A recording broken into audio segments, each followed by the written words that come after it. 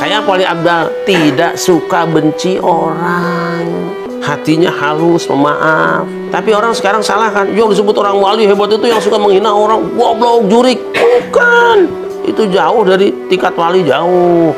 Asih, iman gitu loh. Sekarang asal orang berani teriak ngancem-ngancem orang, wali. Bukan.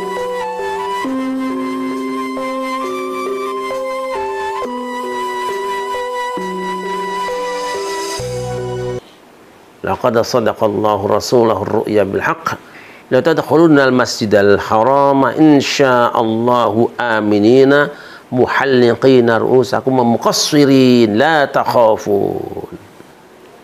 Rasul mimpi bahwa nanti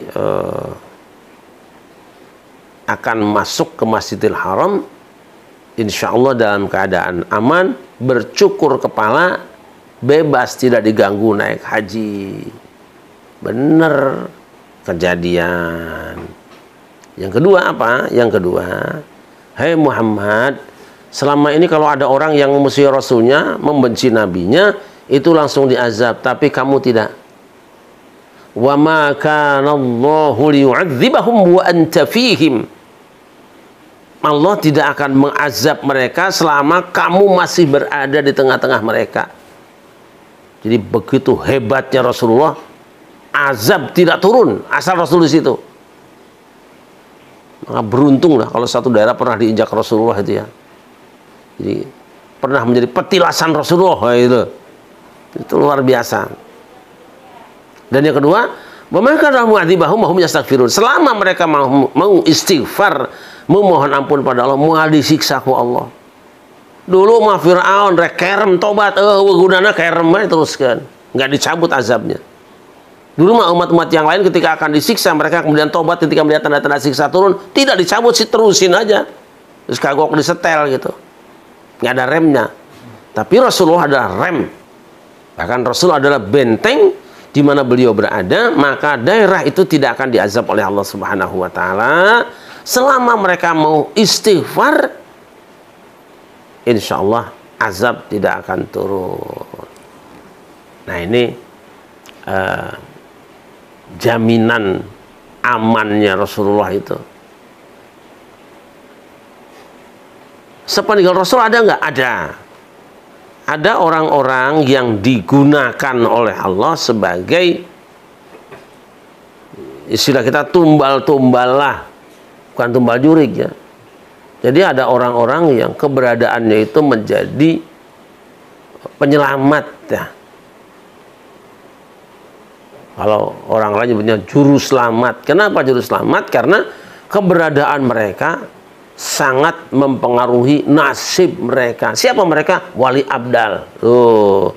Wali abdal ya, abdal. Dunia ini tidak akan pernah kosong dari 40 orang wali abdal. Bihim tunsarun. Karena keberadaan mereka kamu ditolong. Yang pantasnya kamu gak ditolong. Bihim tumtarun. Karena keberadaan mereka kalian disirami hujan. Kudunya udah gak ada hujan lagi, pantas. Bihim turzakun. Karena keberadaan mereka kamu diberi rizki. Kenapa? Dosa-dosa manusia yang sudah meliputi bumi itu memungkinkan mereka tidak dapat rizki lagi, gak ada hujan lagi, gak ditolong lagi, mau bating dosa. Tapi ada orang-orang tertentu yang diposisikan Allah, yang mengorbankan semua perasaan dirinya, dia korbankan bahagia pribadinya untuk kebahagiaan orang banyak. Siapa? Wali abdal itu. Ada orang yang hatinya kayak Nabi Ibrahim, lembut kepada sesama. Itu.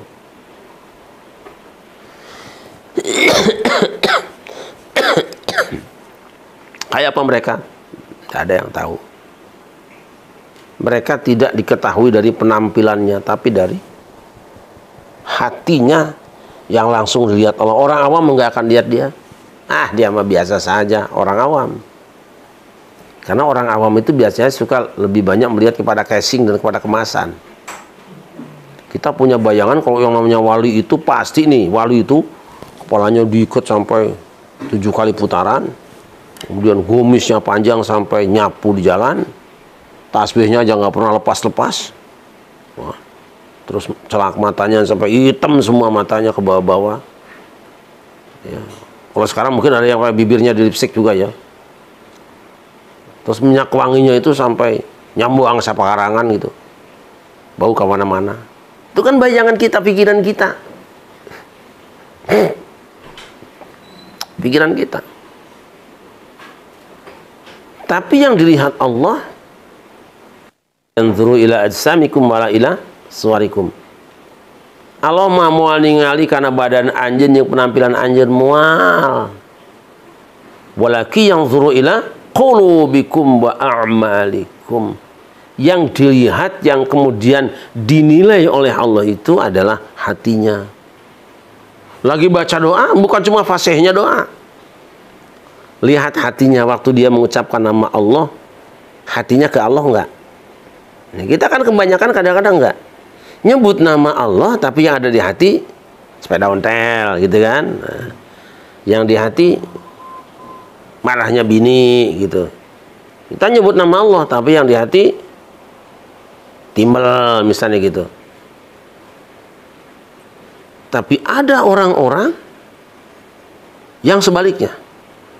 Apapun yang dilihatnya, apapun yang dia sentuh dan nikmatinya, semua penglihatan, semua sentuhan, semua kenikmatan itu tidak mempengaruhi jiwanya. Allah melihat Allah. Nah, orang seperti ini, siapa mereka? La yastarqun. Katanya mereka tidak ingin diruqyah. Itu. Apa-apanya itu wa 'ala rabbihim yatawakkalun, tawakal ke Allah. Segala yang menimpa dirinya itu dirasakan sebagai biasa-biasa saja, tidak jadi beban, tidak merubah keadaan hatinya, lempeng pada Allah.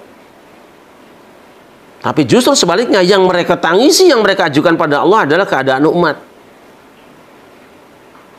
Mikirin orang banyak lah. Ngajukan proposal ke Allah itu demi umatnya. Tidak seperti mengajukan proposal buat yatim. Itu kebanyakan sebagian dimakan sama kita. Nah, kebanyakan kalau sudah punya rental yatim, punya panti asuhan yatim, yatimnya pada kurus, dianya gemuk. Nah, itulah yang ngurusin yatim itu, bikin kurus yatim itu. Kalau wali abdal tidak. Dia sendiri berpuasa sampai badannya lusuh. Itu apa sih? Saking inginnya didengar oleh Allah supaya umat berbahagia. Jadi tiap hari yang dipikirkan itu kebahagiaan orang lain. Sebab apa? Dia sudah berbahagia dengan posisinya bisa melihat Allah dengan hatinya tiap saat. Guys, bahagia, guys. Yang lain enggak. Dia sudah puas dengan apa yang dia mendapatkan posisi mulia di hadapan Allah Subhanahu wa taala. Nah, itu di bumi tidak pernah lan tahwal ardu min arba'in rajulan. Bumi tidak pernah kosong dari 40 orang laki-laki. Kullama mata ahadunhum abdalal makanah. Setiap kali ada di antara mereka yang meninggal, saat itu langsung posisi kursinya ada yang isi. Begitu praktisnya, tidak usah pakai pemilihan. Karena Allah sudah nyiapkan. Belum diambil nih, udah siap nih, udah ada yang matang nih. Ambil satu, isi lagi situ. Itu kalau dunia cuma 40 orang tuh, kira-kira di Jakarta kebagian gitu ya. Kalau sedia 40 orang itu Cilengsi kebagian itu, Harvest kebagian ya? Kayaknya enggak deh. Karageman kebagian kayak itu. Tinggal sih mungkin enggak di situ, tapi barokahnya sampai. Mana buktinya? Cikarageman banyak orang yang maksiat banyak. Tapi oleh Allah masih dikirim saja hujan, turun be hujan teh. Masih diberi rezeki, ditolong. Itu bukan karena kehebatan mereka, disampaikan karena asihnya Allah secara teori sabab akibat, karena ada orang-orang yang memang siap mengorbankan kepentingan dirinya, menjerit kepada Allah demi orang-orang itu. Dia nggak sempat senang-senang kayak orang lain. Ini luar biasa ya. Nah, ketemu orang seperti ini kita tidak akan pernah yakin, wah ini wali. Enggak. Kalau wali yang dalam definisi kita itu kan aneh-aneh saja. Penampilan. Lalu kita menetapkan dialah wali. Tidak, la ya'riful wali illal wali. Muanya hoka wali lamun lain wali. Dia akan tahu itu wali atau bukan, yang tahu hanya wali. Sok sekarang lah. Di antara kita juga sesama kita misalnya kan kuliah di satu kampus. Orang luar nggak tahu nih kira-kira semester berapa. Tapi orang kampus itu bisa tahu ada tanda-tandanya, tanda pengenalnya. Sama dengan kita misalnya tentara itu. Kalau yang bukan tentara kita nggak tahu. Misalnya kode ini apa, kode ini apa. Yang tahu hanya tentara. Ini kalau gambar melati pangkatnya apa gelarnya? Apa coba ayo? Gambar balok. Itu artinya apa? Hah? Sekarang balok 2. Gambarnya apa? Ayo, kalau balok 4? Itu bahan bangunan. Kita kan tahunya itu. Nanti kalau bintang 1 apa sebutnya? Nah kan? Nggak tahu kan? Bintang 2? Apa? Bintang 3? Tapi orang yang berada di institusi itu walaupun baru masuk di tempat tentara tahu, wah ini bintang 1, Brigjen deh. Gitu. Misalnya gitu. Tidak tahu. Tidak akan tahu seseorang itu wali kecuali dari mana taunya? Dari tanda-tanda yang tidak difahami oleh orang umum. Antara mereka apa taunya? Tenyahu atau wali mah tenyahu. Maka itu kita hati-hati dalam menetapkan orang, jangan sampai salah mencintai orang, itu yang bahaya itu. Pugu-pugu maju tepugu dianggap wali ku orang. Dan wali dianggap nugelo, kan gitu. Orang wali dianggap orang bodoh, sementara orang bodoh dianggap wali hanya karena baju kita. Antara mereka, maka mereka punya agenda sendiri. Wali itu punya agenda sendiri. Kalau kumpul itu punya job sendiri. Kita punya, wali juga punya. Umumnya orang kalau durhaka disiksa. Kecuali umat Nabi Yunus. Nah sekarang keistimewaan itu ditempelkan juga dengan umat Nabi Muhammad SAW. Sebab itu dianggap memberikan harapan orang. Orang jadi seneng. Nah Rasulullah itu datang bikin orang seneng. Maka sebesar apapun dosa orang, asal ngomong saja saya tobat, beres. Kayak apa maksiatnya orang satu tempat, Rasul duduk di situ, mual disiksa Allah, nggak akan disiksa. Jadi energinya luar biasa. Orang bikin dosa gede, datang ke Rasul, jauh ke fastaghfirullah. Fastaghfirullah Rasul. La wajadullah tawwabar rahima. Lihat sumpah Allah. Wala wa rabbika la yu'minun hatta yuhakimuk fima syajara bainahum. Tidak dianggap iman sebagai sebelum memposisikan kamu sebagai hakimnya. Wa ma arsalna mir rasulin illa liyuta'a bi idznillah. Rasul itu tidak kami utus kecuali supaya ditaati dengan izin Allah. Walau annahum idzalamu anfusahum. Sekiranya mereka ketika melakukan kezaliman terhadap diri mereka sendiri, beri tempat untuk tamu. Ya. Sok, digeser. Silakan masuk saja, silakan masuk saja. Walau annahum idzalamu anfusahum ja'uka. Ketika mereka melakukan menzalimi, menganiaya diri mereka sendiri atau melakukan dosa, ja'uka, datang ke anjeun Muhammad. Datang aja ke Muhammad. Astagfirullah, kemudian mereka mohon ampun pada Allah. Wastaghfirullahur rasul, dan Rasul memintakan ampun untuk mereka. La wajadullah tawwabar rahima.